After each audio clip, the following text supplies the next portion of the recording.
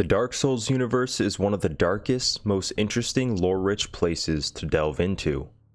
But new and old players alike may find the lore rather intimidating. In this video, we're going to summarize the entire timeline of the Dark Souls universe for unfamiliar players in order to get ready for the latest release in the series, Elden Ring. Now, we won't be able to go into every single tiny detail, but this will at least give you a familiarity over the story that takes place in this world. If you would like me to delve deeper into any character or events in the Souls universe timeline, feel free to let me know in the comments. And of course, Dark Souls 1, 2, and 3 spoilers ahead.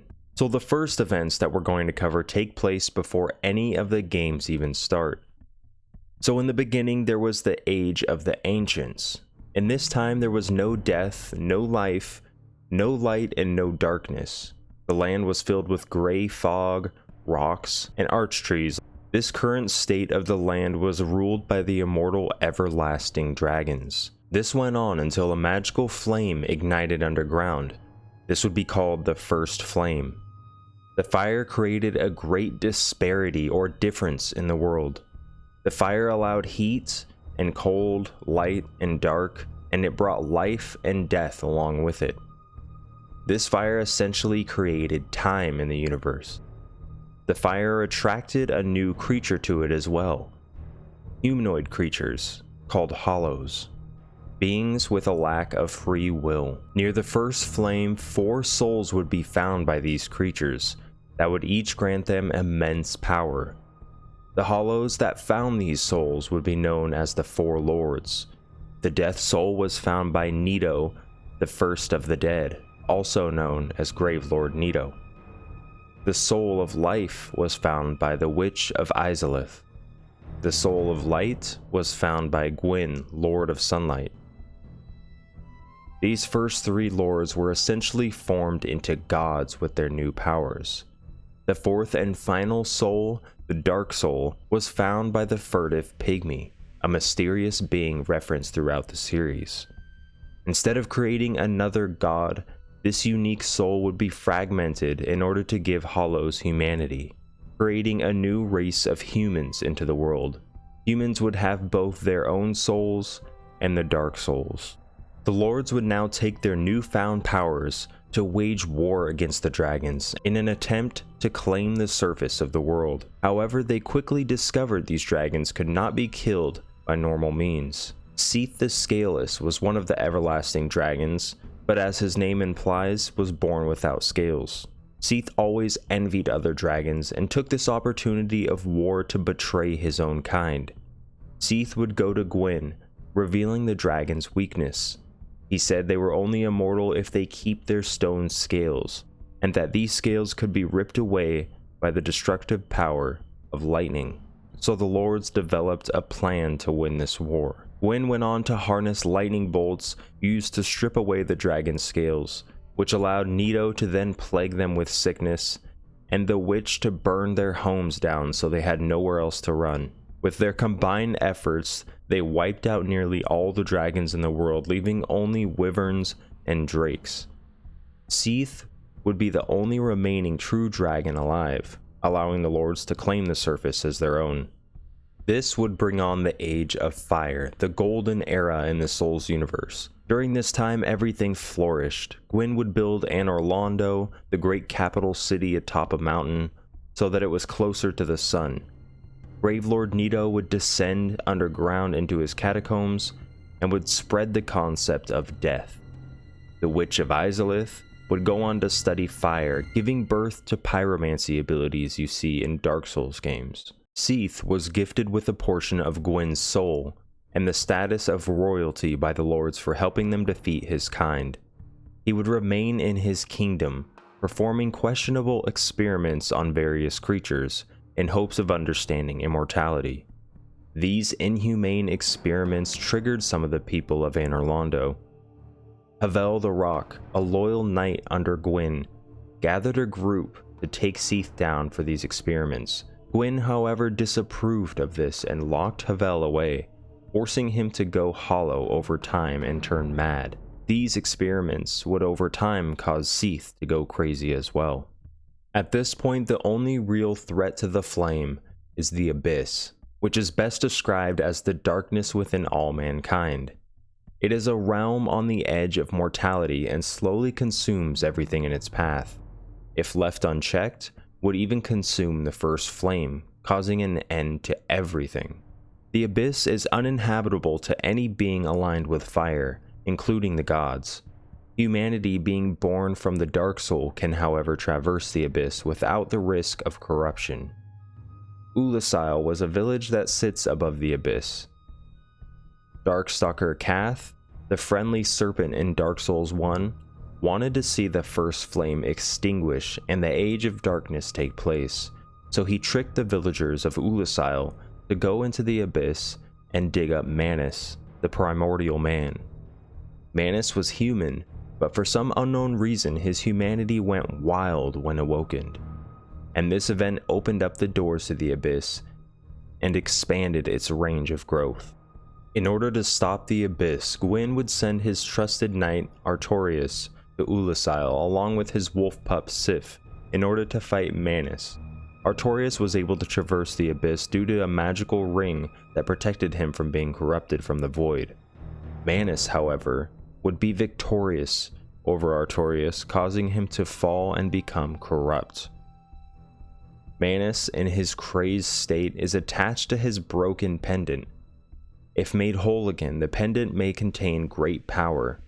Searching for it through time and space, he senses it when the chosen undead, you, the player, finds it and picks it up. Manus would reach into the future, pulling you and the pendant back in time, a time when Oolacile still existed.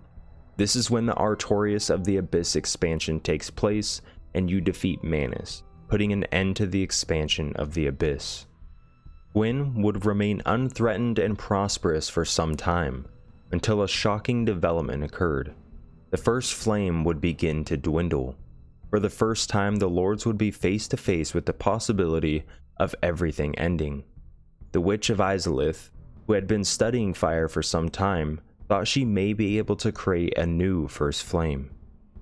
She would, however, fail at this attempt. This would cause the witch herself to transform into the bed of chaos and the birth of the Chaos Flame, which brought forth a new race, demons, which plagued the land. In a last-ditch effort, Gwyn attempted to sacrifice himself to the flame, using his soul to rekindle the fire. This worked in reigniting the flame, causing it to stay lit as long as Gwyn remained inside it. He would become the first Lord of Cinder, which is a being with enough power to sacrifice themselves to rekindle the fire. This is, however, only a temporary fix, delaying the inevitable Age of Darkness. Gwyn rekindling the flame also cursed humanity with immortality, causing them to forever return to life, and with each death they would become more hollow and less human. Now we've reached the events of Dark Souls 1, when the chosen undead, you, are awakened in order to fulfill the prophecy of rekindling the flame once more. This prophecy is for the chosen undead to gather enough power to become worthy enough to sacrifice themselves to the flame and continue the cycle. In order to do so, the chosen must reach the kiln of the first flame. This can only be accessed by gathering the Lord Vessel and fragments of Gwyn's soul, which would be obtained by defeating specific bosses throughout the game. Once inside the kiln, the player encounters the cindered husk that remains of Gwyn, which acts as the final boss. Once defeated, the player has a choice to either fulfill the prophecy and sacrifice themselves to rekindle the flame, or let it burn out, and you would become the first Dark Lord, worshipped by many serpents, including Kath. It is canon, however, that the flame would be rekindled. This same cycle goes on for thousands of years. The flame would slowly fade over 1,000 years, causing the curse of humanity to grow stronger towards the end, pulling them to the flame, until the chosen undead rekindles it again. Dark Souls 2 takes place thousands of years after the first rekindling, and all the events and lords have been long forgotten. It is important to mention that Dark Souls 2 is often looked at a side story in the series, but either way we'll go over the main plot points. You see, as the cycle goes on, many kingdoms would rise and fall with the flames. Dark Souls 2 focuses on the kingdom of Drangleic, founded by King Vendrick after overthrowing the previous kingdom that stood in his place. A traveler named Nashandra from across the sea would join the kingdom of Drangleic, and she would warn King Vendrick of an incoming invasion of giants who were coming to attack the kingdom, hoping to gain an advantage. Hoping to gain an advantage, Vendrick led an army to the giants to attack them first, stealing a powerful artifact from them in the process. The king would use this artifact to build magical golems, which would contribute to further construction of his kingdom. The kingdom of Drangleic would prosper for some time, and King Vendrick would go on to marry Nashandra. Everything was great until the undead curse once again fell upon the land. It affected many, causing them to slowly turn hollow. At first, King Vendrick treated these people as if they were infected, quarantining them from everyone else. As time went on, however, the king and his brother, Aldia, figured out that this curse would historically appear whenever the first flame was rekindled, linking the two events in some way. Aldia, who had been devoted to studying life and death itself, tried to find a way to live outside of this cycle. He thought the key to this might be the recreation of one of the ancient everlasting dragons. He managed to go as far as creating a hybrid being, but would inevitably fail at creating a cure to the curse. Eventually, Aldia would ultimately turn into a horrifying monster and an optional boss in Dark Souls 2. Meanwhile, King Vendrick was taking care of his kingdom, but his wife Nashandra, the now Queen of Drangleic, was forming her own sinister plans behind the scene. Remember Manus, the primordial man that was dug up and awakened in the abyss? Well, it turns out Nashandra was born from a shard of Manus. Nashandra represented everything dark in humanity, as did the abyss. She wanted to bring in the Age of Darkness. She knew that getting close to Vendrick would allow her to accomplish just that. You see, the throne deep inside Drangleic, called the Throne of Want, which is only accessible to the king, serves as a mean to link the first flame.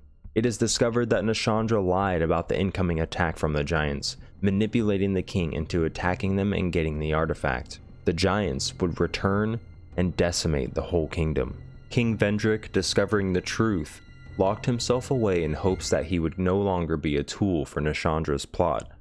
However, Nashandra would find a new source to get into the throne room. You, the chosen undead. The chosen undead who flocked to Drangleic in search of a cure would be manipulated by Nashandra, nudging you closer and closer toward opening the throne room.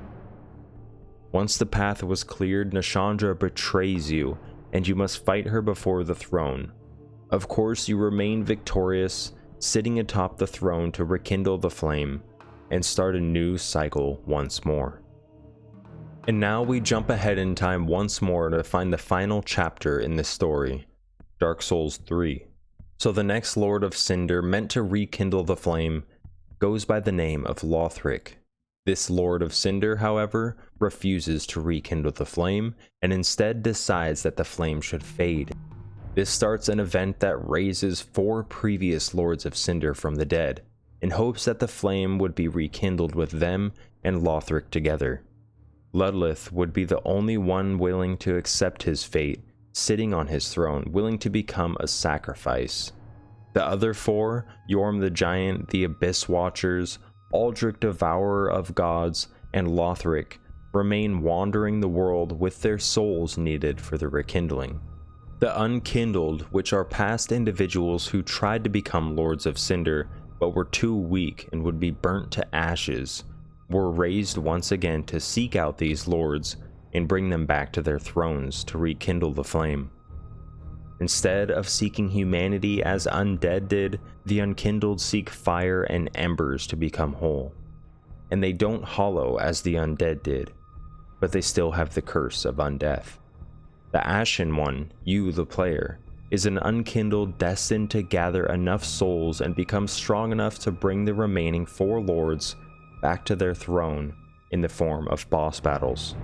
During this journey, the Ashen One comes across an extremely old character named Slave Knight Gale, who lived since the time of Gwyn.